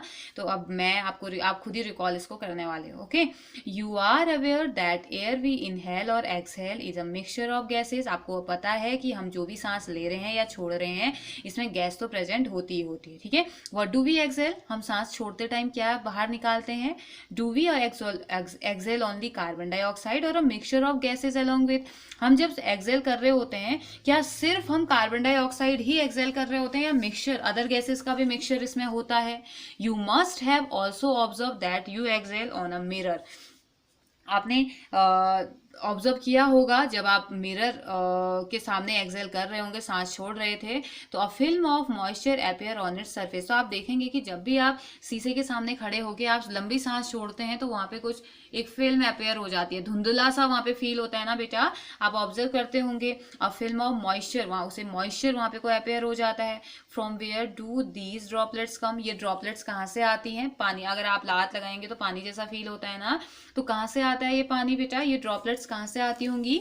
बूजो wants to know how much air in how much air a person can hold in the lung, Boojho जानना चाहता है कि एक इंसान अपने लंग्स में कितनी हवा को भर सकता है, कितनी हवा को होल्ड कर सकता है। ओके, तो उससे पहले यहाँ पे देख लेते हैं द परसेंटेज। अच्छा, तो ये क्वेश्चन के आंसर आपको कहाँ से मिलेंगे बेटा, आपने जितना अभी तक पढ़ा है उस सभी से आपको आंसर मिलेंगे और इसके आंसर आपने देने हैं। क्लास 7 से बहुत कम आंसर आ रहे हैं, सबसे ज़्यादा जो आंसर आ रहे हैं वो आ रहे हैं क्लास 6 से। क्लास 7 से तो बिल्कुल बहुत, 7th और 8th वाले बच्चे बिल्कुल कम आंसर दे रहे हैं। आज जितनी भी एक्टिविटी है ना, जितनी भी एक्टिविटी आपसे करने को कही गई है वो एक्टिविटी करेंगे, जितने भी क्वेश्चंस आपसे पूछे गए हैं उस क्वेश्चंस के आंसर भी आप मुझे कमेंट्स में देंगे। ओके, तो चलिए देखते हैं the percentage of oxygen and carbon dioxide in inhaled and exhaled air. अब देखिए, जब हम सांस लेते हैं तो ऑक्सीजन लेते हैं, जब हम सांस छोड़ते हैं तो कार्बन डाइऑक्साइड छोड़ते हैं, ये हम पढ़ते हैं। लेकिन बहुत बार ऐसा होता है कि ऑक्सीजन लेते टाइम भी हमारी बॉडी में कार्बन, थोड़े अमाउंट में कार्बन डाइऑक्साइड जाती है, मतलब कि ऑक्सीजन के साथ हम कार्बन डाइऑक्साइड भी ले रहे होते हैं और कार्बन डाइऑक्साइड छोड़ते टाइम ऑक्सीजन भी हमारी बॉडी से निकल रहा होता है, ठीक है। तो देखिए, जब हमने सांस ली तो 21% ऑक्सीजन है, 16.4, यहाँ देखिए इनहेल्ड एयर में सांस लेते टाइम हमारी लंग्स है, सांस लेते टाइम 21% ऑक्सीजन और 0.4% कार्बन डाइऑक्साइड हमने ली, ठीक है। और ऐसे एक्सहेल्ड एयर में हमने क्या किया, 16.4% ऑक्सीजन और 4.4% कार्बन डाइऑक्साइड को हम क्या कर रहे हैं, एक्सहेल कर रहे हैं, ठीक है। तो इतना हम एक्सहेल करते हैं और इतना इनहेल हम करते हैं गैसेस के मिक्सचर को। ओके, तो now next is breathing in other animal. अब अदर एनिमल में ब्रीथिंग कैसे होती होगी, अदर एनिमल कैसे ब्रीथ करते हैं, कैसे सांस लेते हैं, इसके बारे में भी जान लेते हैं। तो चलिए ब्रीथिंग इन अदर एनिमल्स में बात करते हैं। Animals such as elephants, lions, cow, goat, frog, lizard, snake, birds have lungs in their chest cavity like the human being. तो बहुत सारे एनिमल जैसे कि हाथी है, काव है, लायन है, गोट है, फ्रॉग, लिजर्ड, स्नेक, ये बहुत सारे एनिमल ऐसे हैं जिनके पास हम लोगों की ही तरह क्या है, हम जैसे हमारी चेस्ट में लंग्स प्रेजेंट है वैसे ही इनकी चेस्ट में भी लंग्स प्रेजेंट होते हैं। Okay, how do other organism breathe, तो बाकी के ऑर्गेनिज्म कैसे ब्रीथ करते हैं। Do they also have lungs like those of human beings, तो क्या उनके पास भी ह्यूमन बींग्स की तरह लंग्स होते हैं बाकी के जो होते हैं। तो लेट्स फाइंड आउट। तो इतने तो हमने कहा कि ये लंग से ही लेते हैं, तो चलिए कॉकरोच का जानते हैं, ठीक है। कॉकरोच की बॉडी में क्या होता है, कॉकरोच कैसे सांस लेता है। कॉकरोच सभी ने देखा है ना, तिलचट्टा जिसे कहते हैं। A cockroach has a small opening on the side of its body, तो इसकी बॉडी के साइड में छोटी छोटी ओपनिंग्स होती हैं। Other insects also have similar opening, तो बाकी के जो इंसेक्ट्स होते हैं उनकी बॉडी में भी ऐसी ही ओपनिंग होती है। आर कॉल्ड स्पैरिकल्स, उनको क्या कह दिया जाता है, स्पाइरिकल्स कह दिया जाता है, ठीक है। ये देखिए, ये है कॉकरोच, ठीक है। कॉकरोच है, ट्रैकिया इसके पास प्रेजेंट है, जो छोटे छोटे साइड में होते हैं होल्स, उसे स्पाइरिकल्स कह दिया जाता है। तो insects have a network of air tube called trachea, तो इंसेक्ट के पास एक नेटवर्क होता है, देखिए ट्यूब लाइक स्ट्रक्चर प्रेजेंट है ना, एक जाल टाइप का प्रेजेंट रहता है जिसे कि हम ट्रैकिया कहते हैं। फॉर गैस एक्सचेंज, किस चीज के लिए बना होता है, गैसेस के एक्सचेंज के लिए बना हुआ रहता है। Oxygen rich air rushes through spiracles, तो जो ऑक्सीजन रिच एयर होती है ये स्पाइरिकल्स के थ्रू एंटर करती है और कहाँ पहुंच जाती है, ट्रैकियल ट्यूब में पहुंच जाती है, जहां से डिफ्यूज हो जाती है, diffuse into the body tissue, यानी कि मिक्स हो जाती है बॉडी की टिश्यू में, इसके पूरी बॉडी टिश्यू में। And reaches every cell of the body, और बॉडी के हर एक सेल तक ये पहुंच जाती है। Similarly carbon dioxide from the cell goes into the tracheal tube and moves out through spiracles. तो ऐसे ही क्या होता है, अब जो कार्बन डाइऑक्साइड बनी वो ट्रैकिया में आई, ट्रैकिया से स्पाइरिकल में आई, स्पाइरिकल से बाहर आ जाती है ना। तो फिर उसके बाद बोल रहा है These air tubes or trachea are found only in insect and not in any other group of animal। तो ये जो स्पाइरिकल्स होते हैं, जो ट्रैकिया होते हैं, ये जो ट्यूब्स होती हैं, ये सिर्फ इंसेक्ट्स में ही मिलती हैं, कीड़े मकोड़ों में ही मिलती हैं, बाकी किसी अदर ग्रुप के एनिमल्स में ये नहीं मिलता है। ठीक है, तो ये कैसे लेते हैं सांस बेटा, स्पाइरिकल्स के थ्रू, जो ट्रैकियल ट्यूब होती है उसके थ्रू कॉकरोच और बाकी के इंसेक्ट सांस लेने की प्रोसेस करते हैं या सांस लेते हैं। Okay, now next earthworm. Earthworm कैसे सांस लेता है, तो recall from chapter 9 of class 6 that earthworm breathe through their skin. तो आप याद कीजिए, आपने क्लास चैप्टर 9 में क्लास 6 में आपने पढ़ा था कि जो अर्थवर्म होता है वो अपनी स्किन के थ्रू सांस लेता है, आपने वैसे पढ़ा था ना।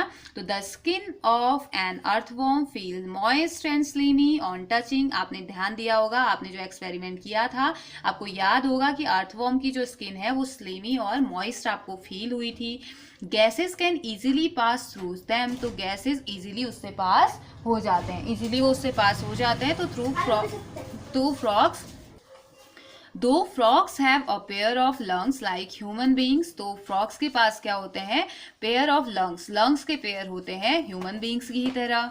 दे can also breathe through their skin. तो वो क्या करते हैं, वो लेकिन उसके बावजूद भी, लंग्स होने के बावजूद भी वो भी क्या कर सकते हैं, अपनी स्किन से सांस ले सकते हैं।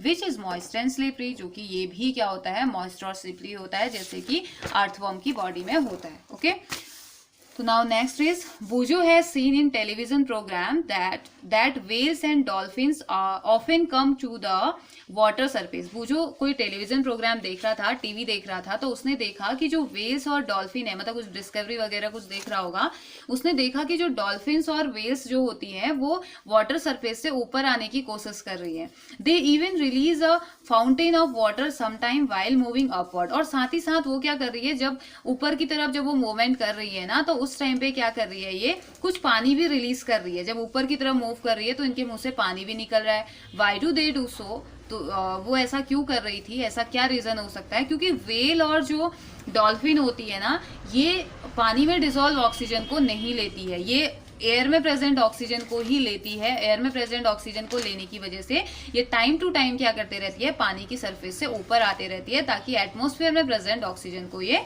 ले सके। ठीक है, उसके बाद हमारा है ब्रीथिंग अंडर वाटर। पानी के अंदर ब्रीथिंग कैसे होती है। Okay, can we breathe and survive in water. क्या हम सांस ले सकते हैं पानी में और फिर हम सर्वाइव कर सकते हैं, मतलब कि क्या पानी में प्रेजेंट ऑक्सीजन को हम ले सकते हैं, क्या हम जिंदा रह सकते हैं उससे। तो there are many organisms which live in water. बहुत सारे ऑर्गेनिज्म ऐसे होते हैं जो कि पानी में रहते हैं। How do they breathe under water. वो कैसे सांस लेते होंगे, फिर हम तो नहीं ले पाते, है ना। तो you have studied in class 6, आपने क्लास 6 में पढ़ा हुआ है, that gills in fish help them to use oxygen dissolve in water. तो फिश जो कि वाटर में रहती है उसकी बॉडी में गिल्स प्रेजेंट रहते हैं, और वो गिल्स उसे हेल्प करते हैं कि जो पानी में प्रेजेंट जो ऑक्सीजन है, पानी में मिक्स हुआ जो ऑक्सीजन है, उसे वो ले सके। तो gills are projection of the skin. तो प्रोजेक्शंस होते हैं स्किन के। You may wonder how gills help in breathing. आप क्या कहते हैं, आप सोच सकते हो कि कैसे गिल्स हेल्प करते होंगे ब्रीथिंग में। Gills are well supplied with blood vessels. अब देखो गिल्स में क्या होता है, ब्लड वेसल्स होती है, अच्छी खासी सप्लाई होती है, और साथ ही साथ इनमें गैसेस का एक्सचेंज होता है। जैसे कि किसी ऑर्गेनिज्म की स्किन हेल्प करती है गैसेस एक्सचेंज में, किसी के लंग्स हेल्प करते हैं, किसी के नॉस्ट्रल्स हेल्प करते हैं, तो वैसे ही इनके गिल्स इनको हेल्प करते हैं एक्सचेंज ऑफ गैसेस में। देखो फिश दिखा रखी है, फिश के गिल्स आपको दिखा रखे हैं, तो यही वो गिल्स हैं जो कि गैसेस एक्सचेंज में हेल्प करते हैं। Okay, now next one is, do plant also respire. तो क्या प्लांट भी रेस्पायरेशन करते होंगे लाइक अदर लिविंग ऑर्गेनिज्म की तरह। प्लांट्स भी तो लिविंग होते हैं ना। Plants also respire for their survival as you have learn in class 6। तो जैसे आपने क्लास 6 में पढ़ा था वैसे ही यहाँ पे जो आपने क्लास 6 में पढ़ा था, क्या पढ़ा था, प्लांट भी रेस्पिरेशन करते हैं ताकि वो सर्वाइव कर पाए। They also take in oxygen from the air and give out carbon dioxide. तो वो भी क्या करते हैं, एयर को ऑक्सीजन लेते हैं और कार्बन डाइऑक्साइड देते हैं। तो in the cell cells oxygen is used to break down glucose into carbon dioxide. Cell में क्या किया जाता है, ऑक्सीजन का यूज किया जाता है ताकि ग्लूकोज के मॉलिक्यूल को तोड़ के कार्बन डाइऑक्साइड एंड वाटर में कन्वर्ट कर दिया जाए बाकी अदर ऑर्गेनिज्म की तरह, ठीक है। In plants, each part can independently take in oxygen from the air and give out carbon dioxide. तो प्लांट्स में क्या होता है, हर एक पार्ट इंडिपेंडेंटली, हर एक पोर्शन, जैसे हमारी बॉडी में तो एक ही पार्ट में होता है, लेकिन उनकी सारी की सारी लीव्स, सारे के सारे स्टेम, सारे के सारे ब्रांचेस जितने भी होंगे वो इंडिपेंडेंटली क्या करते हैं, ऑक्सीजन को लेते हैं और कार्बन डाइऑक्साइड को छोड़ते हैं, ठीक है। तो रेस्पिरेशन, ब्रीथिंग की प्रोसेस के टाइम पे प्लांट भी हम लोगों की ही तरह ऑक्सीजन लेते हैं और कार्बन डाइऑक्साइड को छोड़ते हैं, लेकिन फोटोसिंथेसिस के टाइम पे कार्बन डाइऑक्साइड का यूज करते हैं और ऑक्सीजन वो छोड़ते हैं, okay. You have already learn in chapter 1, आप चैप्टर 1 में पढ़ के आ चुके हैं, that the leaves of the plants have tiny pores called stromata. आपने पढ़ा है कि जो लीव्स होती है, जो पत्तियां होती हैं प्लांट की, उनमें छोटे छोटे छेद होते हैं, छोटे छोटे पोर्स प्रेजेंट रहते हैं, जिन्हें कि हम क्या कहते हैं, स्ट्रोमेटा कहते हैं। इन स्ट्रोमेटा का काम क्या होता है, for exchange of oxygen and carbon dioxide. ये क्या करते हैं, ऑक्सीजन और कार्बन डाइऑक्साइड का एक्सचेंज करते हैं। मीन्स जब ऑक्सीजन की जरूरत है तो उसे अंदर ले लिया जाता है और कार्बन डाइऑक्साइड को बाहर निकालना है तो उसे बाहर निकाल दिया जाता है। किसके थ्रू, स्ट्रोमेटा के थ्रू। स्ट्रोमेटल पोर ओपन होते हैं, खुलते हैं, तो जिसकी जरूरत नहीं है उसे बाहर भेज दिया जाता है और जिसकी जरूरत है उसे अंदर भेज दिया जाता है। नाउ नेक्स्ट, पहेली। पहेली wants to know whether roots which are underground also take in oxygen. If so, how? पहेली जानना चाह रही है कि जो रूट्स होते हैं, जो जड़ होती है प्लांट की, क्या वो भी अंडरग्राउंड, वो नीचे होती है, जमीन के अंदर प्रेजेंट रहती है, तो क्या वो भी ऑक्सीजन लेती है, और अगर ऑक्सीजन लेती है तो वो कैसे लेती है, ठीक है। Like all other living cells of the plant, जैसे कि बाकी के लिविंग सेल्स होते हैं प्लांट्स के, रूट सेल भी, the root cells also need oxygen to generate energy. Root cells को भी जरूरत होती है ऑक्सीजन की ताकि वो एनर्जी को ले सके।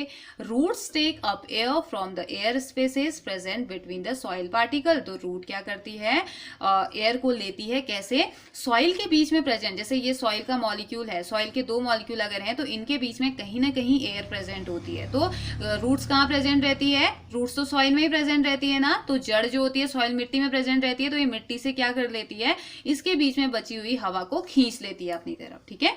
Roots take up air from the air spaces present between the soil particle. देखिए सॉइल पार्टिकल के बीच में प्रेजेंट जो एयर होगी उसे वो ट्रैप कर लेती है, और कैसे करती है, तो ये अंदर रूट का एक स्ट्रक्चर आपको दिखाया गया है, जब इनका सेक्शन, जब माइक्रोस्कोप में देखते हैं तो ये एयर स्पेस होता है। देखो ये रूट दिखाई गई है, सॉरी ये सॉइल आपको दिखाई गई है, सॉइल के बीच में प्रेजेंट हवा जो है वो दिखाया गया है आपको, हवा है, और ये रूट एयर है। कैसे इसको ट्रैप कर रखा है, देखो कैसे इसको कवर करके रखा है ना, और ये सॉइल के पार्टिकल्स हैं, तो ये क्या करती है, यहाँ से इसको खींच लेती है। ये जो रूट्स होते हैं ये इसमें प्रेजेंट हवा को खींच लेती है और वहां से ऑक्सीजन को लेती है, okay.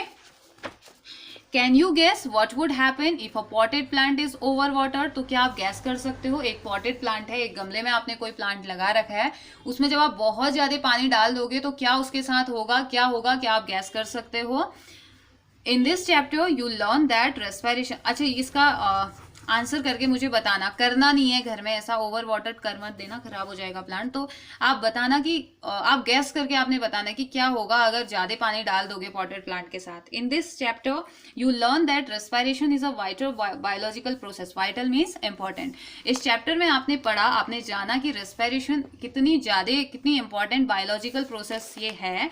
All living organisms need to respire to get the energy needed for their survival. हमने जाना कि जितने भी लिविंग ऑर्गेनिजम्स हैं उनको एनर्जी की रिक्वायरमेंट है उनके सर्वाइवल के लिए, उनके जिंदा रहने के लिए, और वो एनर्जी कहाँ से मिलती है, रेस्पिरेशन के थ्रू। उनको रेस्पिरेशन करना ही होगा अगर एनर्जी चाहिए, और रेस्पिरेशन कोई चॉइस तो है नहीं, बॉडी खुद ही करती है, तो हमें पता भी नहीं चलता है कि हम रेस्पायर कर रहे हैं, लेकिन हमें एनर्जी के लिए, और एनर्जी का अल्टीमेट सोर्स क्या है, फूड है, ठीक है, तो खाना खाना पड़ेगा। तो यहाँ पे हमारा चैप्टर कंप्लीट हो गया। Now let's see what you have learn in this chapter. Respiration is essential for survival of living organism. हमने जाना कि रेस्पिरेशन बहुत ज़्यादा जरूरी है अगर कोई भी ऑर्गेनिज्म को, लिविंग बींग्स को या लिविंग ऑर्गेनिज्म को सर्वाइव करना है तो। It release energy from the food. Food में प्रेजेंट जो एनर्जी होती है वो इसे रिलीज करता है, रेस्पिरेशन के थ्रू रिलीज होती है और हमें एनर्जी मिलती है। The oxygen we inhale is use to break down glucose into carbon dioxide and water. जो ऑक्सीजन हम सांस लेते हुए अंदर ले रहे हैं वो क्या करता है, ग्लूकोज के मॉलिक्यूल को कार्बन डाइऑक्साइड और वाटर में तोड़ता है, जिससे कि एनर्जी रिलीज होती है। ठीक है, एनर्जी रिलीज हो जाती है, हमें मिलती है। हमारा रिलीज होना मतलब एनर्जी बनती है हमारी बॉडी में। The break down of glucose occurs in the cells of an organism, यानी कि सेलुलर रेस्पिरेशन। तो ऐसी प्रोसेस जो कि सेल में हो रही है, रेस्पिरेशन की वो प्रोसेस जिसमें ग्लूकोज का मॉलिक्यूल टूट रहा है लेकिन सेल में टूट रहा है, तो उसे सेलुलर रेस्पिरेशन हम कह देते हैं। If the food is broken down with the use of oxygen, अगर फूड टूट रहा है, फूड का मॉलिक्यूल टूट रहा है, ऑक्सीजन का यूज करके टूट रहा है, तो इसे एरोबिक रेस्पिरेशन कह दिया जाता है, ऑक्सीजन की प्रेजेंस में हो रहा है। तो if the break down occurs without the use of oxygen, लेकिन अगर ये ब्रेक डाउन विदाउट यूज हो रहा है, बिना ऑक्सीजन के यूज के हो रहा है, एब्सेंस ऑफ ऑक्सीजन में हो रहा है, तो इसे एनारोबिक रेस्पिरेशन कह दिया जाता है। ओके, ड्यूरिंग हैवी एक्सरसाइज के टाइम पे when the supply of oxygen to our muscle cell is insufficient, जब बहुत हैवी एक्सरसाइज हम करते हैं और ऑक्सीजन का जो सप्लाई है वो बहुत ज्यादा नहीं पहुंच पाता है हमारे मसल सेल तक, रुक जाता है, ऑक्सीजन नहीं पहुंच पाती है, food break down is by anaerobic respiration. उस टाइम पे जो खाना तो टूटेगा ही, एनर्जी तो चाहिए क्योंकि हैवी एक्सरसाइज हम कर रहे हैं, लेकिन उस टाइम पे एनारोबिक रेस्पिरेशन के थ्रू वो करता है और लैक्टिक एसिड बनाता है, जिससे कि मसल क्रैम्प होता है। ठीक है, breathing is a part of the process of respiration. सांस लेना रेस्पिरेशन की एक प्रोसेस का पार्ट है, ना कि रेस्पिरेशन। ठीक है, रेस्पिरेशन अलग है और सांस लेना अलग है। तो ब्रीथिंग एक पार्ट होता है रेस्पिरेशन का, during which an organism take in the oxygen, जिस टाइम पे ऑक्सीजन ले रहा होता है कोई भी ऑर्गेनिज्म ऑक्सीजन रिच एयर को, and give out air rich in carbon dioxide, और कार्बन डाइऑक्साइड को वो छोड़ रहा होता है। तो जो respiratory organs for the exchange of gases vary in different organism. तो जो रेस्पिरेटरी ऑर्गन्स होते हैं, मतलब कि सांस लेने के लिए जो ऑर्गन है, वो अलग अलग ऑर्गेनिज्म में अलग अलग हो सकते हैं। जैसे कि हमने कॉकरोच में देखा ट्रैकिया होता है, ह्यूमन में लंग्स होता है, फिशेज में गिल्स होते हैं, तो सब में अलग अलग ये हो सकते हैं। Okay, during inhalation our lungs expand and then come back to the original state as the air moves out during exhalation. तो हमने देखा कि इनहेलेशन के टाइम पे हमारे लंग्स एक्सपेंड हो जाते हैं और वापस अपनी ओरिजिनल पोजीशन में आ जाते हैं जब एक्सहेलेशन हम कर रहे होते हैं। ओके, मतलब सांस लेते टाइम और फिर छोड़ लेंगे, लेते टाइम अलग जो पोजीशन हो रही है, फिर जब छोड़ेंगे तो नॉर्मल पोजीशन में वो आ जाएगा। Increased physical activity enhance the rate of breathing. तो जब फिजिकल एक्टिविटी आप बढ़ा देते हो, मीन्स बहुत ज्यादा काम कर रहे हो, चल रहे हो, दौड़ रहे हो, तो उस टाइम पे क्या हो जाता है, इनहेंस मीन्स इंक्रीज होना। तो ये क्या कर देता है, ब्रीथिंग की रेट को इंक्रीज करता है। और क्यों करता है, क्योंकि उस समय एनर्जी की रिक्वायरमेंट ज्यादा होती है। और एनर्जी ज्यादा कैसे बनेगी, फूड पार्टिकल्स को तोड़ के। फूड पार्टिकल्स कैसे टूटेंगे, जब ऑक्सीजन ज्यादा जाएगा। ऑक्सीजन ज्यादा कब जाएगा, जब हम फास्ट ब्रीथिंग करेंगे, फास्ट और डीप ब्रीथिंग करेंगे। In animals like cow, buffalo, dog and cat, the respiratory organ and the process of breathing are similar to those in humans. तो बहुत सारे एनिमल्स जैसे कि गाय है, भैंस है, डॉग, कैट जो भी है, इनमें जो रेस्पिरेटरी ऑर्गन जो होता है, इसमें रेस्पिरेशन की जो प्रोसेस होती है, ब्रीथिंग की जो प्रोसेस होती है, हमारी ही तरह होती है, ह्यूमंस की ही तरह होती है। इन earthworm the exchange of gases occurs through the moist skin. Earthworm में कैसे होती है ब्रीथिंग की प्रोसेस, जो उसकी मॉइस्ट स्किन होती है उसके थ्रू होती है, उसमें गैसेज एक्सचेंज होता है मॉइस्ट स्किन के थ्रू। इन फिशेज में कैसे होता है, it takes place through gills, gills के थ्रू, उसकी बॉडी में गिल्स प्रेजेंट रहते हैं ना, गिल्स के थ्रू होता है। And in insects through the trachea, तो इंसेक्ट्स में ट्रैकिया के थ्रू होता है। Okay, next, in a plant the root takes in air present in the soil. तो प्लांट में क्या होता है, रूट क्या करती है, सॉइल में प्रेजेंट एयर को खींचती है, अपनी तरफ खींचती है। Leaves have tiny pores called stromata, और जो पत्तियां होती हैं उनमें छोटे छोटे पोर्स प्रेजेंट रहते हैं, जिसे कि स्ट्रोमेटा कहते हैं। Through which they exchange gases, जिसकी हेल्प से वो गैसेज एक्सचेंज करते हैं। The break down of glucose in the plant cell is similar to that in other living beings. तो जो ग्लूकोज का टूटना, भले ही ऑर्गन अलग अलग हैं, लीव्स में पोर्स अलग अलग है, स्ट्रोमेटा वगैरह का यूज कर रहे हैं, स्किन का यूज कर रहे हैं, किसी का भी यूज करें, लेकिन प्रोसेस सभी लिविंग बींग्स में क्या होती है, ब्रीथिंग की सेम होती है। ओके, तो ये चैप्टर हमारा कंप्लीट हुआ। हम नेक्स्ट चैप्टर स्टार्ट करेंगे, chapter number 11, transportation in animal and plant. तब तक के लिए रिवाइज कीजिए।